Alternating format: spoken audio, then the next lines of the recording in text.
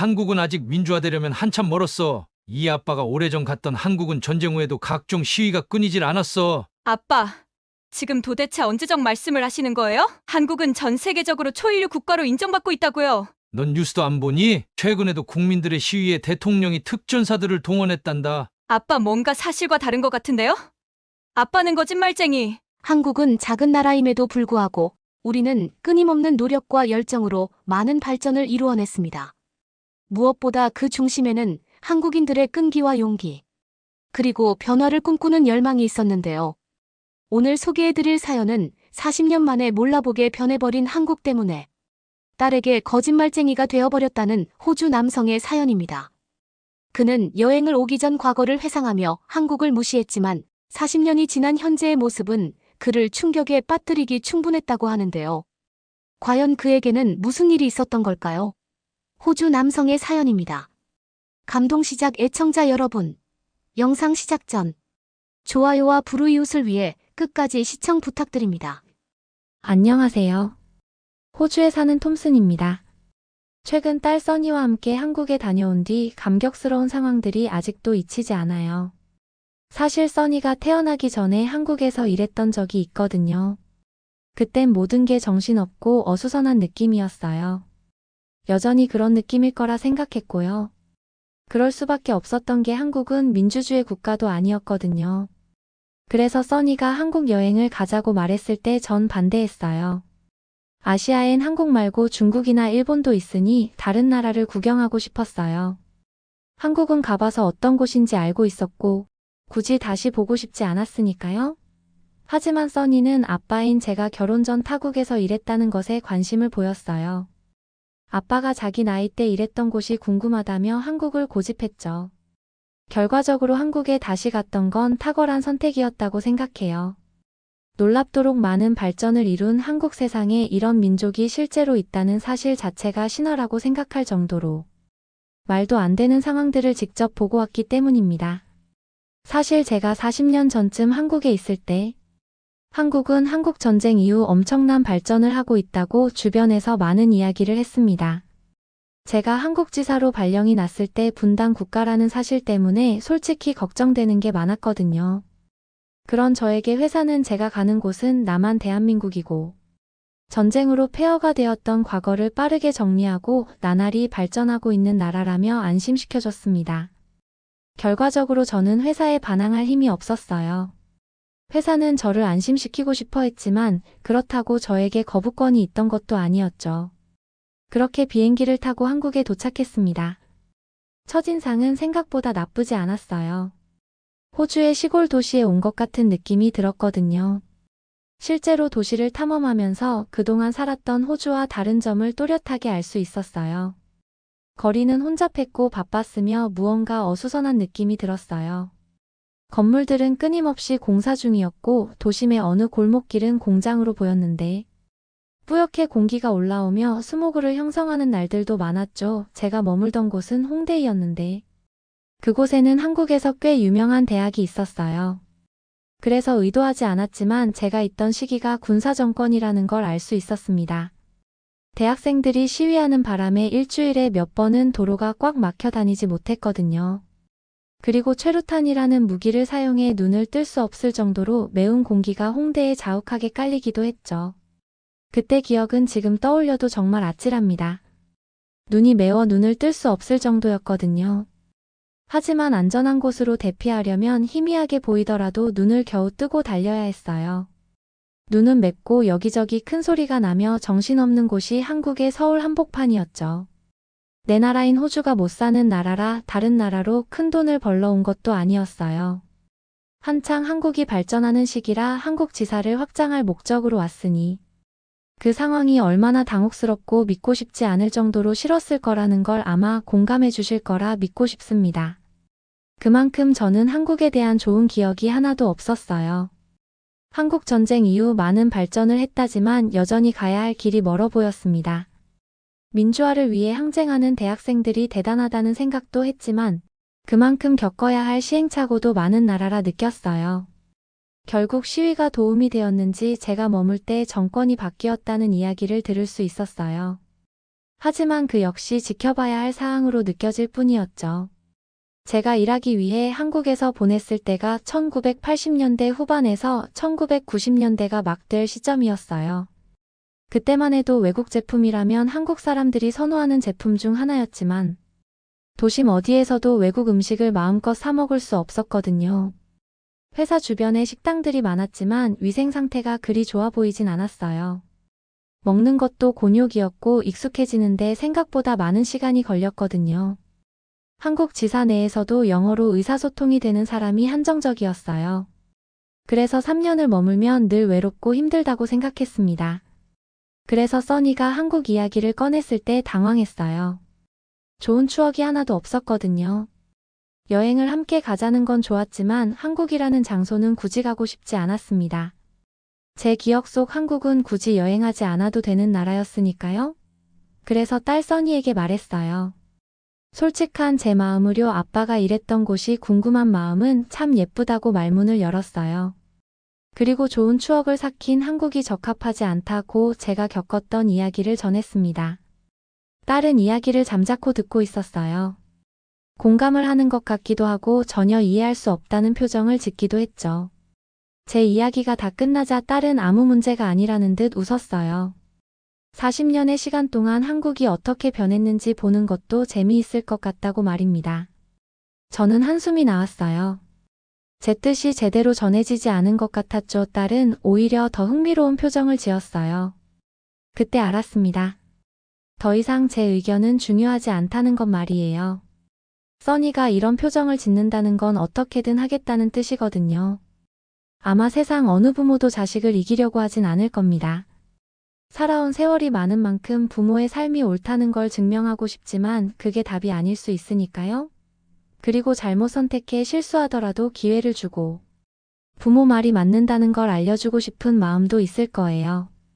저 역시도 그랬죠. 아빠 말이 틀리지 않았다는 걸 보여주고 싶었어요. 물론 40년이라는 시간이 흘렀으니까 변하긴 변했겠죠. 하지만 기대감조차 들지 않았습니다. 개인이 보내는 40년은 길 수 있지만 한 나라가 변하고 발전하는 시간으로 40년은 정말 짧다고 생각했기 때문이에요. 우여곡절 끝에 한국 여행이 시작되었습니다. 한국에 점점 가까이 온다는 안내가 들리는데 전 사실 당황하고 말았어요. 40년 전 한국을 떠날 때의 작은 공항이 아니었기 때문이죠. 그땐 분명 김포공항이었습니다. 서울 끝자락에 자리를 잡았던 곳으로 기억하고 있어요. 그런데 한국에서 마주한 공항은 인천에 있었죠. 한국의 인천공항에 내리기도 전 하늘에서 내려다보는 국제공항은 그 규모가 상당한 것 같았습니다. 도착한 시간이 늦은 밤이라 반짝거리는 불빛이 보였거든요. 써니에게 말은 티 내지 않았지만 가슴이 요동치는 것 같았어요. 쿵쾅쿵쾅 방망이로 두드리는 느낌이 들면서 그런 생각도 했습니다. 도대체 지난 40년간 한국에 무슨 일이 있었던 거지? 실제로 비행기에서 내려 한국 공항을 빠져나오면 놀라움을 금치 못했어요. 세계 어느 나라에 견주어도 전혀 뒤지지 않는 규모를 자랑하고 있었거든요. 택시를 타고 서울 호텔로 이동하면서 한국의 발전된 모습을 한눈에 담고 있었습니다. 전혀 다른 나라에 온 것 같은 기분이 들었어요. 도심의 반짝이는 불빛들은 높은 빌딩으로 둘러싸여 있었고 8시가 넘은 시간이었는데 도심의 도로 위는 많은 차로 붐비며 복잡한 느낌을 받았죠. 잡은 호텔이 명동에 있었는데 호주에서도 상당히 발전된 도시 같은 느낌을 받았습니다. 믿어지지 않았어요. 잘 정돈된 서울 모습은 깔끔했거든요. 첫날 가보기로 한 곳이 홍대였습니다. 제가 머물던 환경이 얼마나 달라졌는지 써니가 정말 궁금해했거든요. 도착한 짐을 풀고 자려고 누웠는데 호텔 밖으로 보이는 서울 야경이 참 아름다웠어요. 어느새 저도 모르게 한국 여행이 기대되었습니다. 어떤 모습들로 바뀌어 있을까? 아침에 대고 숙소에서 간단한 아침을 먹은 후 홍대로 가는 버스를 탔어요. 분명 40년 전에는 버스와 택시 그리고 일반 승용차가 한데 엉켜 도심을 누렸죠. 버스는 정해진 시간을 넘기기 일쑤였고 버스 정류장과 주행을 하기 위해 아찔한 순간들이 연출되기도 했었습니다. 그런데 이젠 아니었어요. 서울에 있는 버스들은 모두 차선의 중앙에서 다녔습니다. 마치 지상 위의 지하철 같은 모습이었죠. 서로 다른 버스들이 줄지어 있었지만 다른 차선과 다르게 막힌다는 느낌은 없었어요. 40년 전엔 정류장마다 서는 버스가 달랐죠. 목적지로 가기 위한 버스를 찾기 위해 몇 번 헤매는 것도 일상이었습니다. 하지만 이젠 아니었어요. 중앙에 있는 버스 정류장에 서 있으면 그 지역을 지나는 모든 버스가 다 그 정류장에 멈췄습니다. 어디를 가든 쉽고 빠르게 갈 수 있었죠. 40년 전 같이 일했던 한국 지사 직장 동료들이 생각났어요. 합리적이고 불편한 게 있으면 참지 못하고 어떻게든 해결하려는 모습들이 그땐 좀 유난이라고 생각했습니다. 위에서 지시한 일도 잘 처리 못하는 일도 있었거든요. 그러면서 끊임없이 시도하고 오뚜기처럼 일어서는 모습들이 신기했어요. 열정도 그런 열정이 없다고 생각했으니까요. 그땐 이해 못했는데 다시 찾은 한국에서 신기하게 지난 직장 동료들이 떠올랐습니다. 그런 모습들이 지금의 한국을 만든 게 아닌가 하는 생각이 문득 들었던 거죠. 도착한 홍대는 제가 기억하던 모습이 아니었어요. 도심은 깔끔하게 정돈되어 있었고 이제 더 이상 그때의 최루탄 냄새는 없었죠. 길을 걸어가는데 눈으로 보고도 믿기지 않았어요. 추억 속에 있던 몇몇 대학교의 위치만 그대로일 뿐이었죠. 그 이외에 많은 것들이 바뀌어 있었죠. 물론 좋은 쪽으로요. 써니는 저에게 아무 말도 하지 않았는데 나중에 그러더라고요. 아빠가 계속 놀란 눈을 뜨고 있어서 물을 수 없었대요. 혼자만의 시간에 빠져 추억을 회상할 시간이 필요한 것 같다고 덧붙였죠. 가게들도 깔끔했어요. 그땐 연세대 앞쪽으로 포장마차 같은 가게들이 낮에도 거리를 메꾸고 있었는데요. 이제는 찾아볼 수 없었죠. 문득 그때 그 시절 즐겨 찾던 독수리 다방이 생각났어요. 다른 상어들은 기억도 안 나는데 독수리라는 새 이름은 너무 분명하게 기억나더라고요. 기억을 더듬어 그곳엔 어떤 건물이 들어섰을까? 궁금했어요. 멀리서 그 위치를 확인하고 가까이 갈수록 저는 눈물이 흘렀습니다. 세상에 아직 그 자리에 그 카페가 있더라고요. 물론 상호는 바뀐 것 같았어요. 하지만 변하지 않았다는 건 알 수 있었습니다. 문을 열고 들어갔을 때 마치 타임머신을 타고 40년 전으로 되돌아간 것 같았거든요. 많은 게 변했지만 아직도 제 추억의 끝자락을 붙잡고 있는 이곳이 남아있다니 가슴이 뭉클해졌어요. 그리고 그제야 한국을 인정하게 되었죠. 안도의 한숨 같은 편안함이 느껴졌거든요. 써니에게 말했습니다. 한국은 이곳만 40년 전 그대로야. 나머진 모두 다 너무 변해서 마치 다른 나라에 온 것 같아. 그때부터 한국 여행을 하는 내내 써니는 저를 놀리기 바빴습니다. 한국을 있는 그대로 받아들이는 써니와 다르게 전 여행 전부터 한국의 발전하지 못한 모습을 걱정했으니까요. 지금 모습은 세계 발전된 도시들과 비교해도 전혀 뒤지지 않았어요.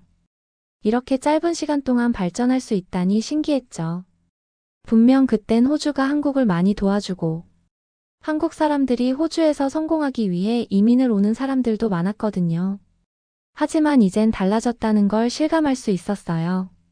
40년 전만 해도 한국의 수도인 서울에서 호주인을 만나는 건 어려웠습니다.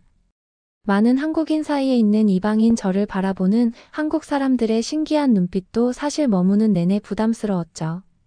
시간이 흐른 만큼 한국은 세계 속의 도시가 되어 있었습니다. 여행 내내 저와 써니를 제외하고도 많은 호주인을 쉽게 만날 수 있었어요.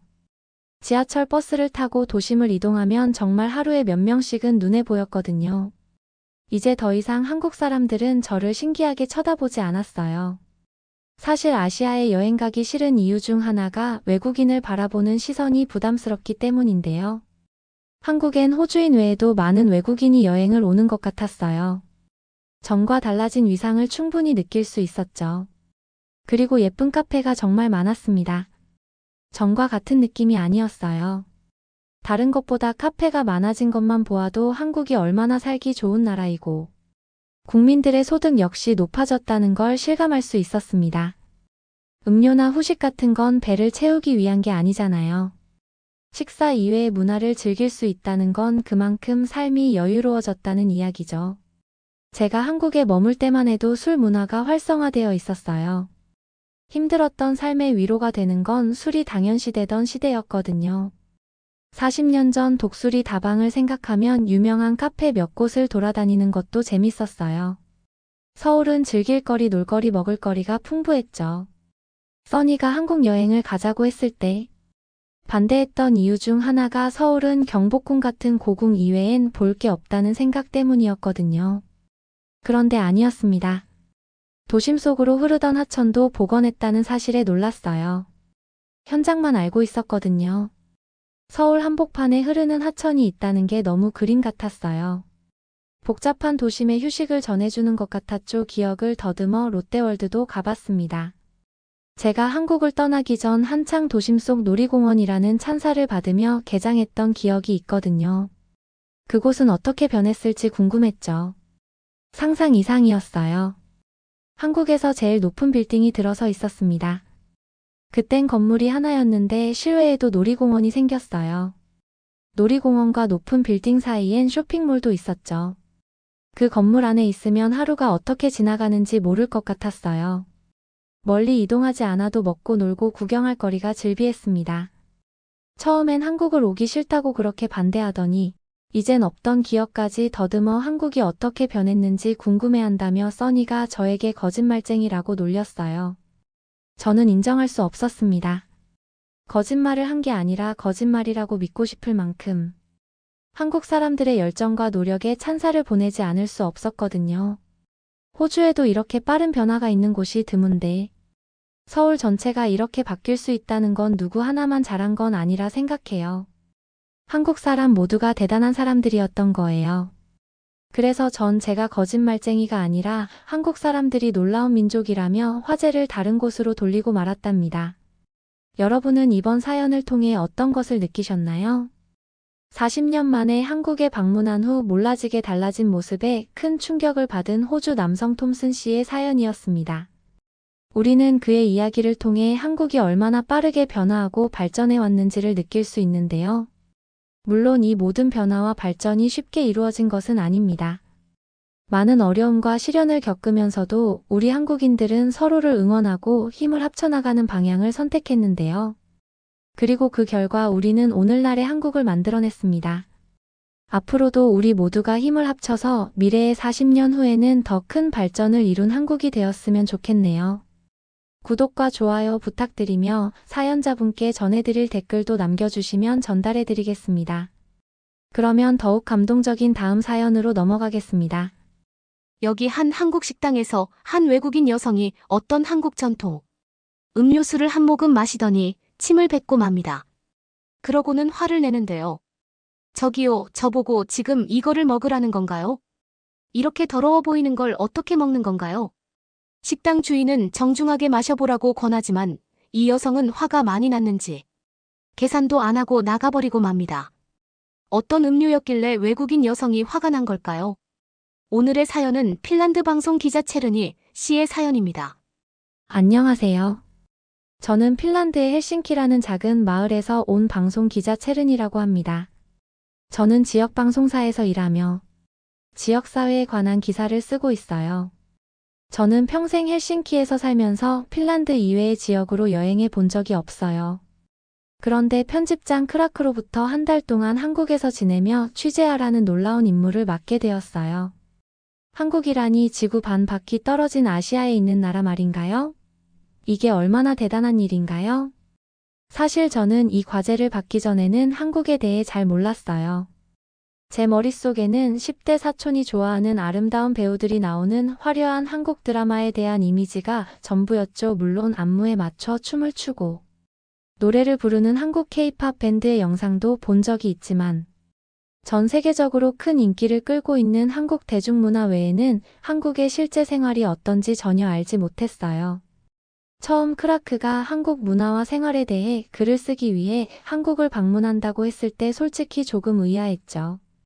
한국은 항상 저에게 먼 이국 땅처럼 느껴졌거든요. 지금 생각해보면 그때 당시 제 머릿속에서는 한국이 여전히 농촌과 가난이 가득한 개발도상국이라고 생각했던 것 같아요. 한복과 같은 전통 의상을 입고 움막에서 생활하며 수레를 타고 다니는 사람들의 모습을 상상했죠. 저도 정말 어리석은 고정관념이라는 거 알아요. 하지만 핀란드에서의 생활과 비교했을 때 한국은 항상 저에게 너무 다르고 낯설게 느껴졌답니다. 제 스스로를 꽤 대담한 방송 기자라고 생각하지만 집에서 멀리 떨어진 곳을 혼자 여행하는 것에 대해 저는 약간의 긴장감도 느꼈어요. 그리고 제가 전혀 모르는 문화에 몰입한다는 것도요. 한국 음식은 먹어본 적도 없으니까요. 제가 외국인으로 눈에 띄면 어떡하지? 아무도 영어를 못하면 어떡하지? 하지만 크라크는 저에게 열린 마음을 가지고 도전하라고 이야기했어요. 고정관념을 뛰어넘고 익숙한 것들에서 벗어날 수 있는 기회라고 말이죠. 실제로 K-팝과 드라마를 넘어 한국의 일상이 실제로 어떤 것인지 깊이 있게 들여다볼 수 있는 기회이기도 했어요. 그는 제가 실제 한국인의 관점을 발견하고 그들의 가치를 이해하고 저를 포함한 사람들의 눈을 뜨게 할 이야기를 공유하길 원했어요. 그의 열정은 저를 흥분시켰어요. 어쩌면 제가 평생 한 곳에 너무 안주하며 살아온 건 아닌지 생각하게 되었죠. 이 과제는 제 자신의 제한된 세계관과 선입견에 맞설 수 있는 기회가 될 수 있을 것 같았어요. 과연 제가 한국에 대해 얼마나 알고 있었을까요? 아마 대부분의 외국인들이 보고 있는 것과 비슷한 수준이었을 겁니다. 하지만 이제 진실을 알 때가 됐어요. 그래서 저는 그 자리에서 바로 도전을 받아들이기로 결심했어요. 앞으로 한 달 동안 한국 문화에 완전히 몰입하고 익숙한 것들에서 벗어나서 제가 발견한 모든 것을 공유할 생각입니다. 아마 저에게는 일생일대의 모험이 될 거예요. 앞으로 한 달 동안 제가 경험하고 배울 모든 것을 떠올리면 벌써부터 머릿속이 복잡해지는 것 같았어요. 만약 한국이 제가 상상했던 것과 완전히 다르다면요, 물론 한국 사람들이 모두 전통 한복을 입고 농사를 짓고 있지는 않을지도 모르죠. 서울은 혁신으로 가득한 거대한 현대식 첨단 도시일지도 모르고요. K-팝은 한국 문화의 빙산의 일각에 불과할지도 모르죠. 또 만약 한국의 젊은이들이 유산을 보존하는 동시에 미래를 포용하는 패셔너블하고 국제적인 사람들이라면 어떨까요? 갑자기 관심이 폭발하기 시작했습니다. 저는 미디어의 고정관념과 제 자신의 제한된 세계관이 한국에 대한 불완전한 그림을 그렸다는 것을 깨달았어요. 이제 저는 완전하고 활기차고 복잡한 현실을 발견할 수 있는 기회를 얻게 되었어요. 한국 사람들을 만나고 그들이 어떻게 사는지 보고 그들에게 무엇이 중요한지 이해하고 싶어요. 음식을 맛보고 관습과 예절을 배우고 그들의 꿈을 직접 들어보고 싶습니다. 역사에 빠져들고 멋진 사찰을 방문해보고 싶어요. 서울 지하철을 타고 북적이는 시장을 거닐며 고층 빌딩과 시골을 구경하고 따뜻한 한국인의 정을 직접 경험해보고 싶어졌습니다. 저는 이 문화와 나라에 직접 뛰어들어 한국이 저에게 가르쳐주는 모든 것을 온전히 받아들이고 싶어요. 한국인의 눈으로 삶을 엿볼 수 있다는 것이 얼마나 영광스러운 일인가요? 혹시 제가 흥분되는 게 느껴지시나요? 사실 배울 게 너무 많아서 어디서부터 시작해야 할지 모르겠어요. 하지만 우선 그래요. 짐부터 챙겨야겠어요. 사실 제일 중요한 부분이죠. 크라크는 제가 최대한 빨리 한국 여행을 시작할 수 있도록 빠르게 2주짜리 비행기 티켓을 예약해줬어요. 수도 서울로 비행기를 타고 가서 저는 거기서부터 전국을 여행해야 했죠. 무엇을 가져가야 할까요? 전혀 모르겠어요. 한국 사람들은 무엇을 입나요? 네, 그것도 전혀 모르겠어요. 그냥 뭐든 다 가져가서 잘 되길 바라자고요. 짐을 싸는 것 외에도 저는 어디로 갈지 조사하고 계획을 세워야 했어요.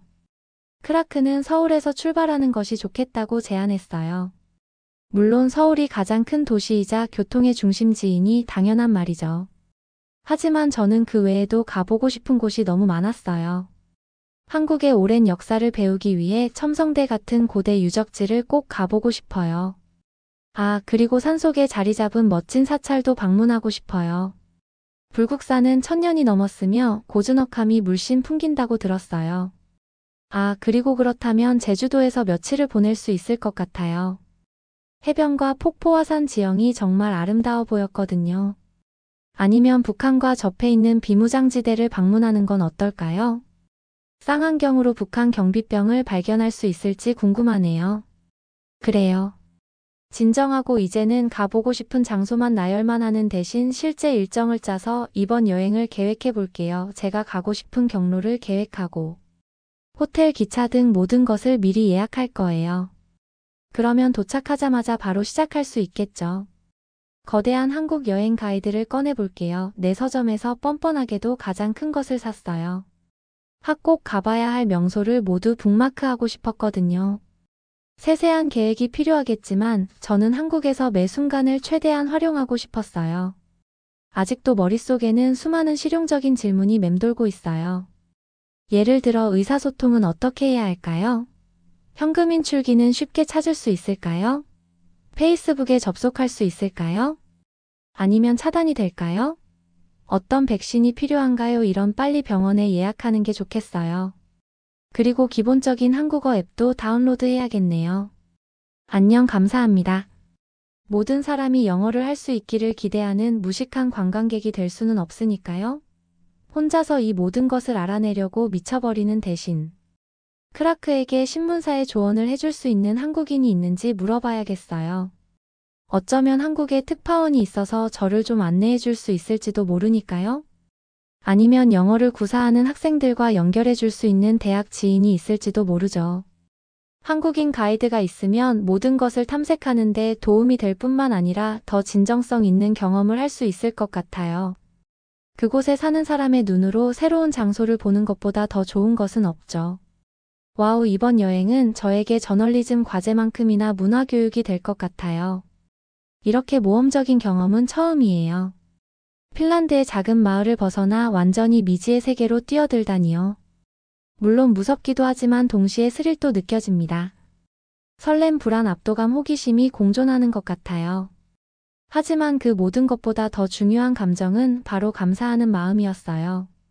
일생에 단 한 번뿐인 이 기회를 통해 완전히 새로운 세상과 공유할 수 있는 기회를 가지게 되어 저는 정말 감사할 따름입니다.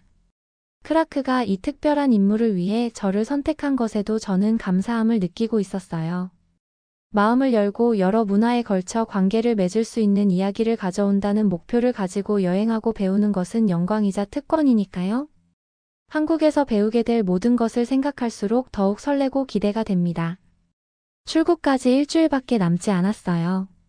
서둘러서 계획을 마무리해야겠어요. 세상에, 제가 정말 결국에 여기까지 왔다는 게 믿기지 않아요. 10시간 넘게 비행기 좌석에 갇혀있던 저는 대한민국 인천국제공항에 공식적으로 착륙했습니다. 비행기에서 내려 터미널에 들어서면서 저는 충혈된 눈을 비비며 모든 것을 흡수하려고 노력했어요. 와, 내가 정말 한국에 왔구나. 공항에 들어섰을 때 저는 약간 긴장하고 있었다는 것을 인정할게요. 제 머릿속에는 여전히 한국에 대한 개발도상국 이미지가 남아 있었기 때문에 어쩔 수 없었어요. 그래서 저는 공항이 작고 약간 혼란스러울 거라고 예상했죠. 하지만 이게 무슨 일인가요? 제가 완전히 틀렸어요. 이곳은 제가 가본 유럽의 어떤 공항보다 멋진 곳이었어요. 매우 세련된 건축물로 거대했죠. 저는 현대 미술 작품으로 장식된 반짝이는 디자이너 상점과 레스토랑을 지나갔어요. 벽에 걸린 거대한 조각품과 디지털 애니메이션의 넋을 빼앗겨서 제가 어디로 가고 있는지조차 볼 수 없었죠. 곳곳에 분재 나무가 있는 귀여운 정원도 있어서 실내에 있다는 느낌이 들지 않을 정도였어요. 어떻게 실내에서 식물이 저렇게 잘 자랄 수 있을까요? 그리고 이곳의 화장실은 핀란드를 부끄럽게 만들 정도예요. 온열 시트, 모션 센서, 수도꼭지, 심지어 센서가 있어 변기가 스스로 물을 내립니다. 첨단 기술이라고 할까요? 한국에서 이런 최첨단 화장실을 발견할 줄은 전혀 예상하지 못했어요. 또한 모든 표지판이 한국어, 영어로 되어 있어서 길 찾기가 매우 쉬웠어요. 핀란드에 있을 때는 핀란드어로만 된 표지판이 있는 공항을 사람들이 찾아 헤맬 때가 많았지만 여기서는 출입국 심사대, 수화물 찾는 곳, 환전소 등 모든 곳을 찾는데 외국인인 저도 전혀 어려움이 없었어요. 인천은 정말 매끄럽고 현대적인 여행이 가능한 곳인 것 같아요. 이제야 한국이 생각보다 훨씬 더 발전했다는 것을 저는 실제로 실감하고 있었어요. 하지만 이제 진짜 모험은 서울로 가는 길을 찾는 것부터 시작됩니다. 제가 외국에서 대중교통을 잘 이용할 수 있을지 지켜볼게요. 모두들 기대해주세요. 세관을 통과하고 한국원화를 환전한 후 표지판을 따라 저는 지하철역으로 향했습니다. 크라크는 서울에 있는 호텔까지 가는 가장 좋은 방법은 급행열차를 이용하는 것이라고 알려주었어요. 저는 영어 인터페이스로 매우 쉽게 기계에서 표를 구입했어요.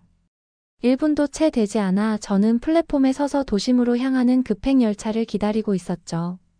집으로 돌아가는 열차와 버스는 항상 늦게 도착하기 마련입니다. 하지만 매끈한 은색열차가 제 시간에 맞춰 도착했을 때 와우, 한국은 다르다는 것을 알았어요. 열차 안에서 저는 그저 앉아서 창밖을 신기하게 바라보고 있었어요. 열차는 서울을 푸른 리본처럼 가로지르는 한강 바로 옆을 지나기도 했어요. 그리고 도심에 가까워질수록 수평선 위에 빛나는 결정체처럼 모여있는 거대한 초연대식 유리 건물들이 눈에 띄기 시작했죠.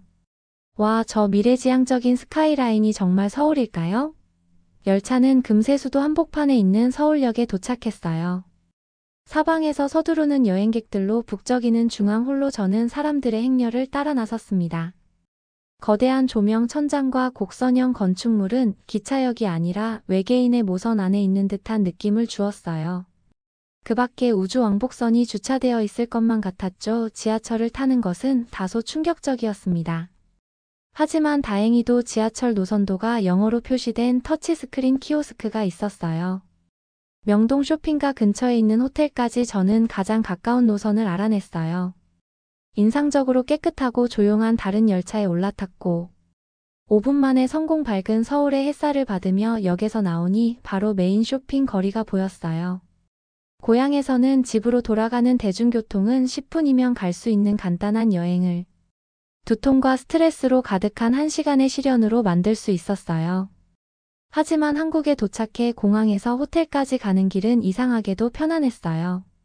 모든 것이 너무 효율적이어서 오히려 마음이 편안해졌죠. 이런 인정할게요. 하지만 저는 길 찾기에 성공을 만끽할 시간은 없었어요. 얼른 체크인하고 여독을 풀어야 했죠. 제가 묵은 저렴한 배낭여행자 숙소는 길거리 음식 노점. 잔잔한 K-팝 음악 사람들로 붐비는 좁은 골목에 자리 잡고 있었어요. 제가 상상했던 낙후된 한국과는 확실히 달랐어요. 뜨거운 물로 샤워를 하고 잠깐 낮잠을 자고 나니 얼른 밖으로 나가서 탐험하고 싶은 마음이 들었어요. 카메라 수첩 지도를 들고 심호흡을 한 후 숙소 문을 열고 활기찬 서울의 거리로 뛰어나갔습니다. 드디어 한국에서의 모험이 시작될 시간이었죠.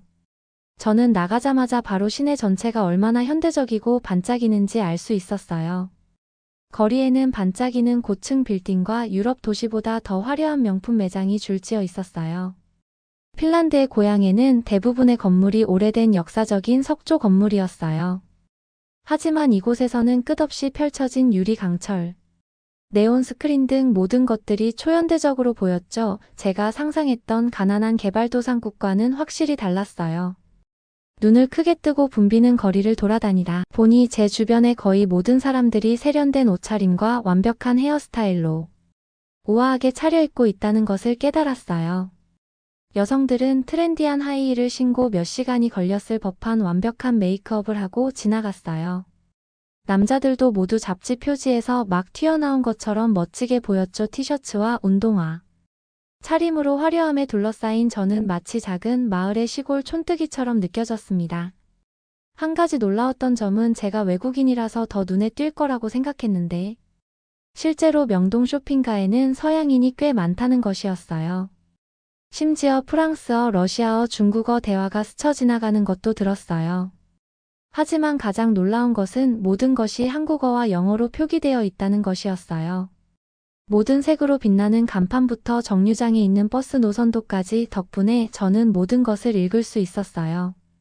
고향에 돌아가면 관광객들은 핀란드어 표지판을 이해하지 못하는 것에 비해 서울이 얼마나 글로벌하고 현대적인 도시인지 알 수 있는 부분이었어요.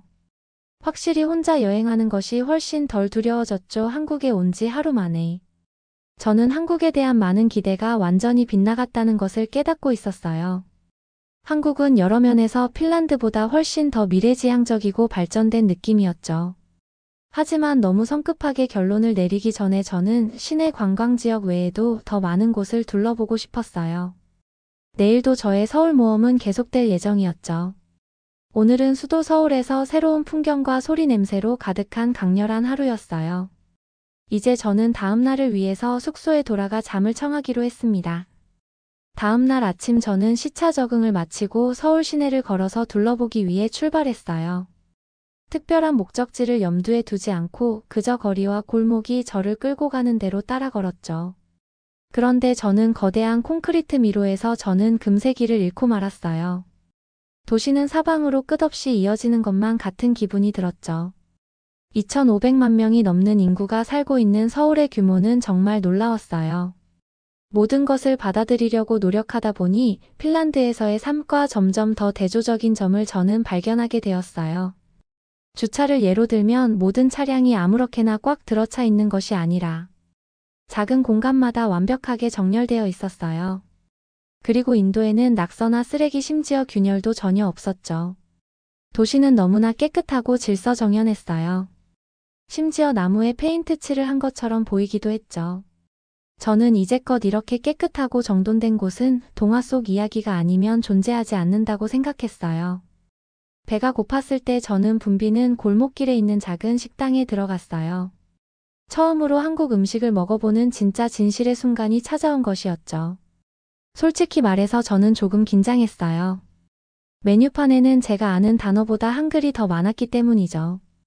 두부조림 된장찌개 같은 음식들은 사진만으로는 아무것도 알 수 없었어요. 다행히도 영어를 조금 할 줄 아는 친절한 주인이 모든 음식들이 무엇인지 설명해 주었어요. 그녀의 안내에 따라 저는 비빔밥과 김치볶음밥 냉면이라는 음식들을 주문했죠. 그녀는 반찬들을 계속 꺼내면서 먹어보라고 재촉했어요. 매콤하고 발효된 김치를 처음 한 입 먹었을 때는 충격이었어요. 하지만 입맛이 적응되면서 기름진 위주의 전형적인 핀란드 식단에 비해 모든 음식이 얼마나 신선하고 균형 잡힌 건강한 맛인지 깨닫게 되었죠. 복잡하고 풍미가 있으면서도 담백한 완전히 다른 차원의 음식이었어요. 와우, 한국인 셰프에게 찬사를 보냅니다. 맛있는 점심을 먹은 후에도 계속 탐험을 계속하면서 저는 서울의 각 동네가 마치 거대 도시 안에서 저마다 독특한 분위기를 가지고 있다는 것을 알게 되었어요. 학생가에는 기발한 카페와 라이브 음악으로 젊고 예술적인 분위기가 느껴졌어요. 비즈니스 지역은 모두 정장 차림에 세련된 빌딩들이었죠. 이태원이나 홍대 같은 동네는 나이트클럽과 외국인들로 가득한 파티의 중심지처럼 보였습니다. 하지만 그 중제가 가장 좋아하는 곳은 아늑한 찻집과 수다로 시끌벅적한 길거리, 음식 노점이 있는 좁은 골목길이었어요. 고층 빌딩이 없는 이 전통적인 골목길은 한국의 정취가 물씬 풍겨서 제 마음을 따뜻하게 해주었죠. 무엇보다 서울에서 가장 인상 깊었던 것은 외국인 여성으로서 혼자 걸어도 안심하고 다닐 수 있다는 점이었어요. 거리는 24시간 내내 활기가 넘쳤고 여성들은 아무 거리낌 없이 혼자 걸어 다니고 있었어요. 폭력적인 범죄나 치안 불안은 이곳에서는 존재하지 않는 것처럼 보였습니다.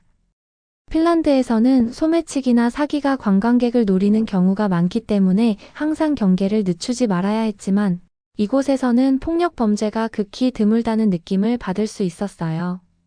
사람들은 대부분 조용히 지내지만 궁금한 점을 물어보면 기꺼이 도와주려고 했죠. 저는 서울의 안전한 분위기는 이미 저를 사로잡았어요. 자, 한국에서의 둘째 날 일정이 끝났습니다. 발은 피곤하고 머릿속은 새로운 볼거리와 맛으로 넘쳐나는 상태가 되었어요. 내일은 또 어떤 모험이 기다리고 있을까요? 작은 숙소 2층 침대에서 잠을 청하며 저는 또 다른 서울 탐험을 위해 재충전할 준비를 마쳤습니다. 모두들 잘 자요. 안녕하세요. 한국에서의 행복한 3일차가 드디어 다가왔어요. 벌써 서울에서 3일째라는 게 믿기지 않을 정도로 시간이 빠르게 지나가고 벌써 많은 것을 배우게 된 것 같아요. 하지만 오늘은 제 안전지대를 벗어나 한국 전통 문화의 진정으로 빠져들고 싶었어요. 오늘은 조금은 민망하지만 눈을 뗄 수 없는 이야기를 들려드릴게요. 이틀 동안 서울의 번화한 시내를 돌아다니며 현대적인 분위기를 느끼다 보니 저는 좀 더 정통적이고 오래된 한국적인 것을 갈망하고 있었어요. 화려하고 새로운 것만이 아니라 오랜 세월 동안 이어져 온 전통을 경험하고 싶었죠. 그래서 저는 서울에 있는 전통 찻집을 조사하다가 한옥이 늘어선 골목길에 있는 아름다운 찻집을 발견했어요. 한옥의 흙기와 지붕과 정교한 처마 밑을 거닐다 보니 벌써 다른 옛 서울로 이동한 기분이 들었죠. 번화한 도시에서 불과 몇 걸음 떨어진 곳에 있다는 게 믿기지 않을 정도로 찻집은 평화롭고 고풍스러웠어요.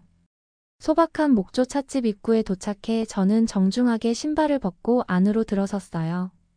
감미로운 한국 피리 음악이 흘러나오고 흙냄새가 가득한 향이 공기를 가득 채우고 있었어요. 저는 바닥에서 몇 인치밖에 떨어지지 않은 낮은 테이블에 쿠션을 깔고 앉았는데 꽉 끼는 청바지 차림으로는 앉았다. 일어났다 하는 것이 쉽지 않았어요. 곧 한복을 곱게 차려입은 나이 지긋한 여주인이 다가와 메뉴를 고르라는 손짓을 했어요. 물론 메뉴판에는 제가 처음 들어보는 긴 한글차 이름이 정교한 한글로 적혀 있었죠. 저는 무심코 멋져 보이는 차를 가리켰는데 왕족이나 원로들이 즐겨 마시는 발효 녹차라고 설명되어 있었습니다. 여주인은 고개를 끄덕이며 미소를 지으며 차를 준비하기 위해 서둘러 자리를 떴어요. 저는 첫 정통다도 체험에 대한 기대감에 들뜬 채 설레는 마음으로 자리에 앉아 있었습니다. 잠시 후 아주머니는 고대 토기 주전자와 손잡이가 없는 작은 도자기 컵을 들고 돌아오셨어요. 그녀는 느리고 신중한 동작으로 차를 따르기 시작했죠. 쏟아져 나온 것은 제가 아는 어떤 차보다 원시적인 진액처럼 보이는 진하고 짙은 녹색의 액체였어요. 흙냄새가 나는 알싸한 향도 똑같이 당황스러웠지만 여주인이 기대에 찬 눈빛으로 저를 지켜보고 있었기 때문에 저는 일단은 마셔봐야 했습니다.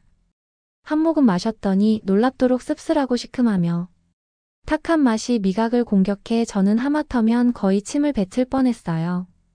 반사적으로 침을 뱉지 않는 것이 제가 할 수 있는 전부였죠. 하지만 저는 어떻게든 침을 삼키고 눈시울을 붉히며 설득력 없는 미소를 지었어요.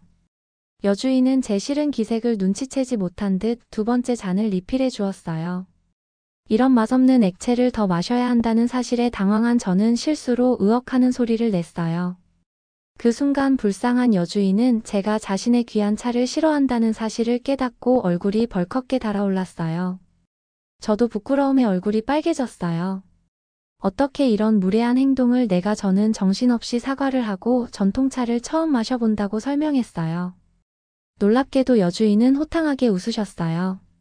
그녀는 제가 마신 차는 수세기 동안 한국인들이 건강의 비약으로 여겨온 발효주라고 서툰 영어로 설명했죠. 그녀는 복잡한 발효 과정과 독특한 약재 풍미를 설명했습니다. 그렇게나 특별한 것이 무지한 제 입맛에 그렇게 역겨웠다는 사실이 더욱더 저를 부끄럽게 만들었어요.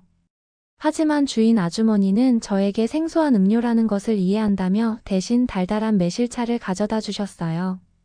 결국 저희는 그녀의 차와 한국 문화에 대해 멋진 대화를 나누게 되었죠. 그녀는 자신이 아끼는 막걸리를 모욕하는 어리숙한 외국인에게도 인내심을 갖고 친절하게 대해 주었어요. 문화적 실수를 해도 한국인이 얼마나 개방적이고 친절하게 대해 주는지를 느낄 수 있었어요.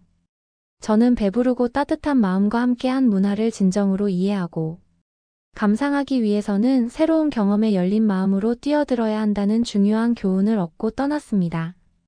물론 해외에서 가장 당황스러웠던 순간 중 하나였지만 실수에서 가장 큰 교훈을 얻는 경우가 많으니 이제는 그런 일이 있었다는 사실에 감사하고 있어요. 겉모습으로 판단하지 말고 인내와 존중의 마음으로 문화적 차이에 접근해야 한다는 것을 일깨워 주었죠. 한국인들은 환대를 미덕으로 여기는데 그 어색한 순간에 보여준 여주인의 친절은 제게 한국인의 정서를 잘 보여주는 것 같았습니다. 하지만 그날의 모욕감은 아직 끝나지 않았어요.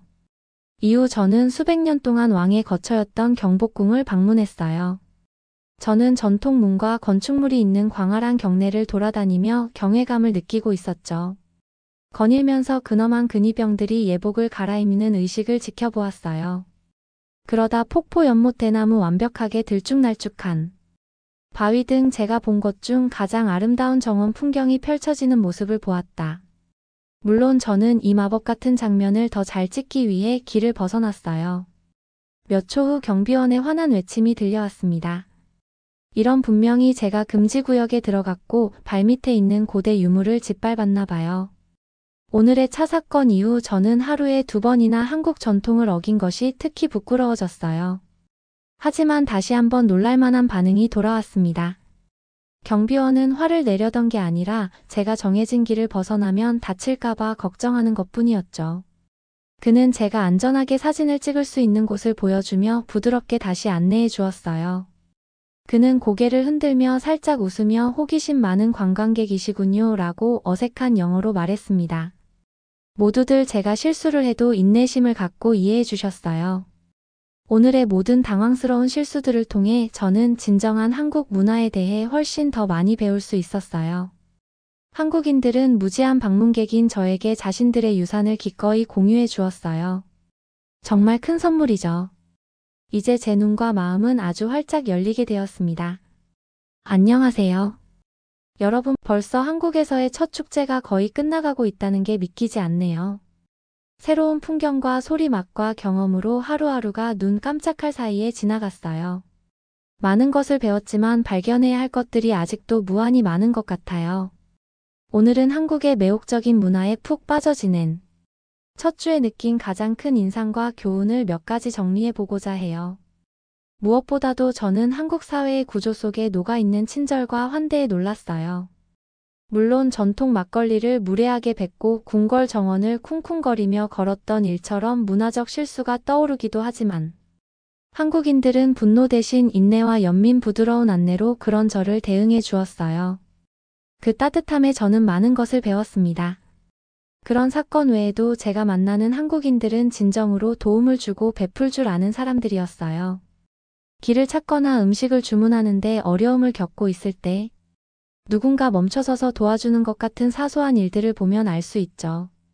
물건을 살 때마다 작은 사은품을 주는 가게 주인들, 지하철에서 재채기를 할 때 휴지를 건네주는 낯선 사람들. 핀란드에서는 볼 수 없는 공동체 정신이 이곳에서 느껴졌어요. 물론 한국이 완벽하지만은 않아요. 하지만 한국의 정을 직접 경험하고 나니 환대와 관계를 중시하는 문화가 저에게 큰 울림을 주는 것을 느낄 수 있었어요. 전 세계에 더 많은 정이 필요할 것 같아요. 한국의 또 다른 매력은 고대와 초연대의 독특한 조화입니다. 한순간 저는 하늘하늘한 도포를 입은 근위병들과 함께 천년된 왕궁에 있는 것 같았어요. 그리고 그 다음 순간 저는 반짝이는 고층 빌딩의 가상현실 공간에 있었죠. 한국은 역사와 전통에 대한 놀라운 경외심을 가지고 있으면서도 지구상에서 가장 기술을 선도하는 국가 중 하나였어요. 이 두 가지의 조화는 놀랍게도 잘 어울렸어요. 요리부터 풍습 디자인에 이르기까지 한국은 옛것을 존중하면서도 새로운 것을 받아들이는 방법을 찾아냈습니다. 조상 대대로 내려오는 레시피로 김치를 담그면서도 현대 기술의 김치 냉장고에 담아 판매하는 것처럼 말이죠. 가야금 장구와 같은 전통 악기와 현대 음악의 융합도 마찬가지였어요. 그리고 현대적인 유리로 된 고층 빌딩들과 기와를 얹은 한옥 등 한국의 건축물들. 과거와 미래의 상호작용은 한국 문화의 DNA에 녹아 있었어요. 저처럼 오래된 유산을 사랑하면서도 현대를 받아들이는 호기심. 많은 여행자에게 한국은 끝없이 매혹적인 곳이었어요. 한국에는 조상들의 지혜와 의례에 대한 존중과 함께 진보와 재창조를 향한 시선도 있었어요. 전통은 살아있으면서도 진화하고 있었죠. 핀란드에서는 종종 과거가 현재의 그림자를 들이우는 것처럼 느껴지기도 했어요. 하지만 한국은 선조들의 강점과 혁신의 가능성 모두에서 빛을 발하는 느낌이에요. 과거와 현재를 잇는 이 다리는 제가 깊이 존경하는 부분이었습니다. 물론 기술 얘기가 나왔으니 한국의 놀라운 미래형 인프라에 대해 이야기하지 않을 수 없겠네요. 핀란드의 한적한 마을에서 서울에 도착하니 마치 2100년대에 들어온 것 같은 기분이 들었어요. 로봇 청소기, 최첨단 화장실, 끝없이 쏟아지는 기기들. 그리고 엄청난 효율성까지. 기술은 단순한 기교가 아니라 진정으로 삶을 개선해주고 있었어요. 한국의 놀라운 대중교통도 마찬가지였어요. 제가 공항에서 탄 고속 KTX 열차는 이동을 매우 원활하게 해주었어요. 그리고 서울의 지하철은 빠르고 깨끗하고 저렴하고 정시에 도착하는 등 교통수단이 어떻게 작동해야 하는지에 대한 세계의 모범이 되고 있었죠. 또 한국은 전 세계 어디를 가도 가장 빠른 공공 와이파이를 이용할 수 있을 정도로 빠르게 발전하고 있었습니다. 인프라 외에도 저는 혁신을 향한 한국인의 열정에도 감명을 받았어요. 핀란드에서는 변화가 천천히 이루어졌지만 한국은 끊임없이 앞서 나가고 있었어요. 한국인은 전통을 보존하는 동시에 창의적으로 개척하고 있으며 K-팝부터 비디오 게임 삼성에 이르기까지 미래의 많은 산업을 선도하고 있었죠. 한국에서는 새로운 것을 시도하는 대담함이 문화적으로 내재되어 있었어요. 미래는 이미 빠르게 진행되고 있는 것처럼 느껴지죠. 물론 한국이 글로벌 리더로 변모하는 과정이 쉽지만은 않았지만 그 근성이 저를 북돋아주고 있습니다. 제 부모님 세대는 한국이 가난했던 시절을 기억하지만 지금의 한국은 번영하는 민주주의 국가이자 경제 강국이 되었어요. 한국은 천연 자원이 부족했지만 인적 자본과 기술에 투자하여 도약을 이루었죠. 그 여정은 빠르지도 쉽지도 않았습니다. 하지만 한국은 결단력과 혁신의 정신이 어떻게 사회를 변화시킬 수 있는지 보여주고 있었어요. 앞으로 남은 몇 주 동안 저는 전쟁의 잿더미에서 초현대적 사회로 빠르게 발전한 한국에 대해 더 자세히 알아보고자 합니다. 인프라 기업 문화가 어떻게 단 몇 세대 만에 함께 현대화되었는지에 대해서 말이죠. 한국의 성장에는 모든 사회가 배울 수 있는 교훈이 있어요. 일주일이라는 시간은 짧았지만 저는 그 시간 동안 많은 것을 배웠습니다. 저는 한국에 회의적인 마음을 가지고 왔습니다. 하지만 지금은 왜 이 나라가 사람들을 놀라게 하는지 알 것 같아요. 한국은 놀라울 정도로 첨단 기술을 보유하고 있으면서도 전통을 간직하고 있습니다. 실용적이면서도 창의적이고 대담하죠. 질서정연하면서도 열정이 넘칩니다. 한국에 머무는 시간이 길어질수록 저는 이 문화에 더욱 매료되고 있어요. 앞으로 몇 주 동안 더 깊이 들어가 한국에 영감을 주는 복잡함과 조화를 더 많이 풀어내고 싶어요. 한국에는 아직 밝혀낼 수 있는 경이로움이 무궁무진하니 더 많은 모험을 기대해 주세요. 하지만 지금은 멋진 첫 주를 보내고 잠자리에 들겠습니다. 여러분은 어떻게 보셨나요? 응원과 격려의 한마디씩을 댓글로 남겨주시기 바랍니다. 사연자분들에게 전달해 드리겠습니다. 실제 사연 제보를 받고 있습니다. 채택되신 분께는 작은 선물도 보내드리고 있습니다. 저희의 사연이 여러분의 하루에 작은 힘이 될 수 있었으면 좋겠습니다. 감동적인 사연을 주변 분들과 이야기 나눠보세요. 더욱더 좋은 영상으로 다시 찾아뵙겠습니다.